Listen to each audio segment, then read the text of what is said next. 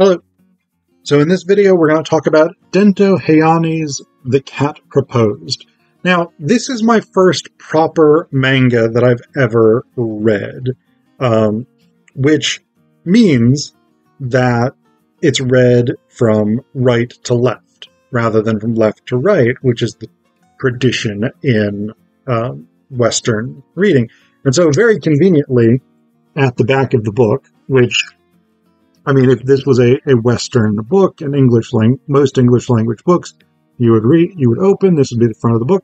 It says, because they recognize that Westerners are going to be confused, so it says, stop, this is the back of the book. And then it tells you how to actually read the panels of a manga, moving from this way and down and that way and that way. So, that's not super important for The Cat Proposed specifically, but it is one of those things where, just as a Western reader, it was a unique experience to, I don't want to say read backwards, because that is culturally insensitive, but from my subjective perspective as someone who's read hundreds of books from left to right, it is reading backwards. And it's actually not that difficult once you get the hang of it. But it is something that's a different experience.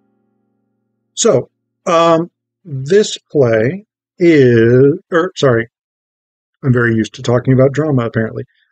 This manga is the story of two guys. I say guys, that's, well, sort of. One guy in the sense of a human being, Souta, that guy right there. And then one, Bakeneko, which is a Bakeneko is a yokai, which is a Japanese spirit in Japanese folklore. Bakeneko specifically are cat spirits.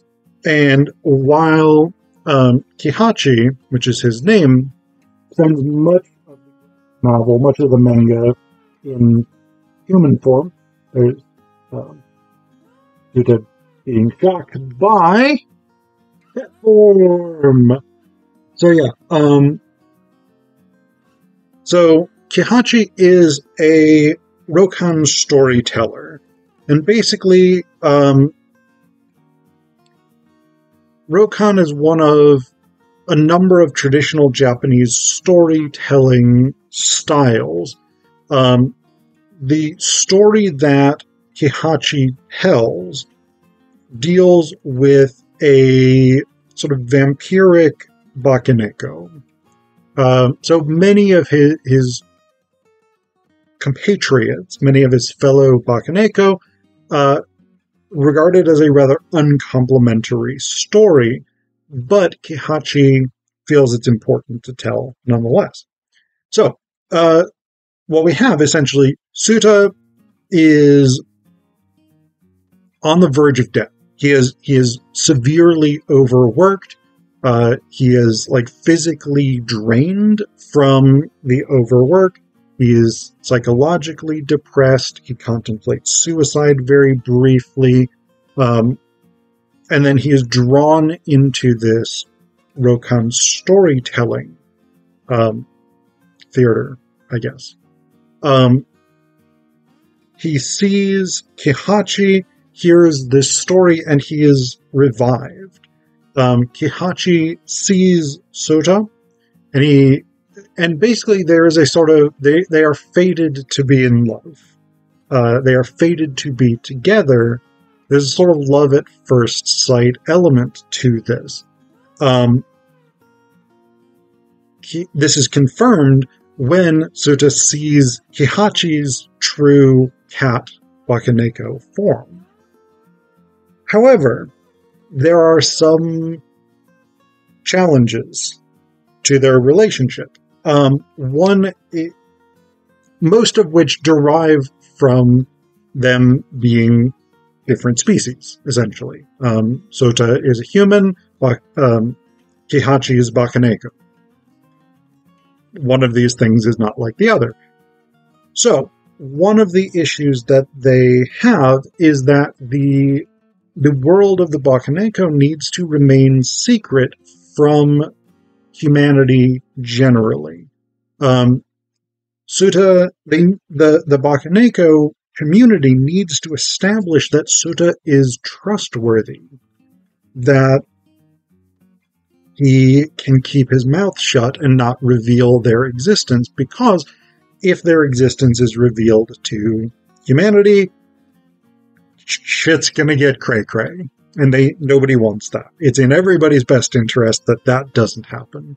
And so, there are these sort of series of tests that they kind of put him through. Let me find it. Led largely by Granny, who's the sort of leader of this local Bakeneko community. And the main thing that she does is she turns, I don't know how well you're going to be able to see the details in this, she turns it into a kitty cat. And then, because Kihachi's nickname for Souta is Little Sparrow, gives him wings. Wings cat. Souta, clearly disoriented by this transformation into a flying cat, manages basically to bounce back, but he's kind of fucked up by this, because again, it's a disorienting transition. But the relative grace with which he accepts this kind of proves to the Bakeneko community and to Granny that he's okay. So that's one of the big stumbling blocks of their relationship. Another stumbling block is that Souta doesn't know how he feels about this. Like, he's having trouble navigating his own feelings. Partially because this is a same-sex relationship, and it's not clear that he had any sort of personal or romantic life prior to this, because he just worked continually. But it's not clear that he was gay before. For Kihachi, that kind of doesn't make that much of a difference, whether or not it's a same-sex or heterosexual relationship, because Bakeneko don't look at the world that way. It's simply not an important metric, and he does establish that for Souta, that for Bakeneko, gender is not that important a metric in determining whether or not someone will become your mate.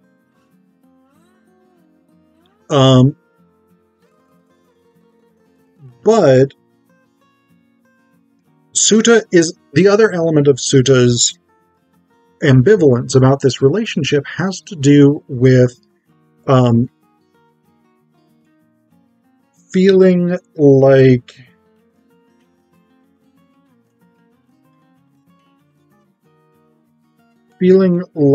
Kihachi kind of doesn't fully respect him. Because one of the things is that the Bakeneko are not immortal, but they're pretty close. I feel like I didn't fold down a page to sort of keep this one spot, but there's one throughout the early portion of their relationship. Kihachi regularly sort of hustles Souta's hair. I don't know if I'm going to be able to find it. I don't think I am. It's somewhere in here, but there is a bit where, here we go. So,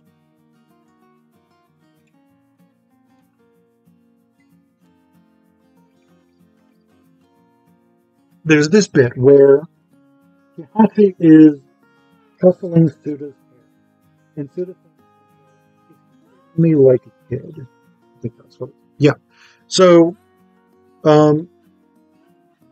Souta has these concerns that because Kihachi is vastly older than he is, we find out earlier on that Kihachi actually started as a cat, and because of his love of stories and his devotion to sort of listening to human stories, he transformed himself into a Bakeneko around the time of the Meiji Restoration in 1861, I think. So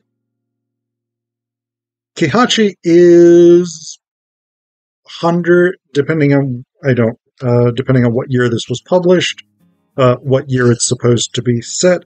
Kihachi is 160, 170 some years old, whereas Souta seems to be mid-20s, maybe. So that's one concern that Souta has, is that Kihachi sees him as a kid, or even a toddler at one point, he says. And so he's not sure that Kihachi sort of sees him as an equal partner.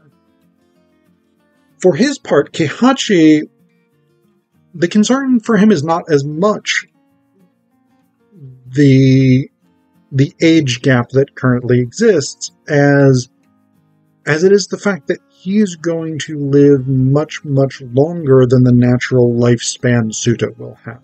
This is the vampire romance problem, right? That you get with these sort of teen vampire romance novels and things.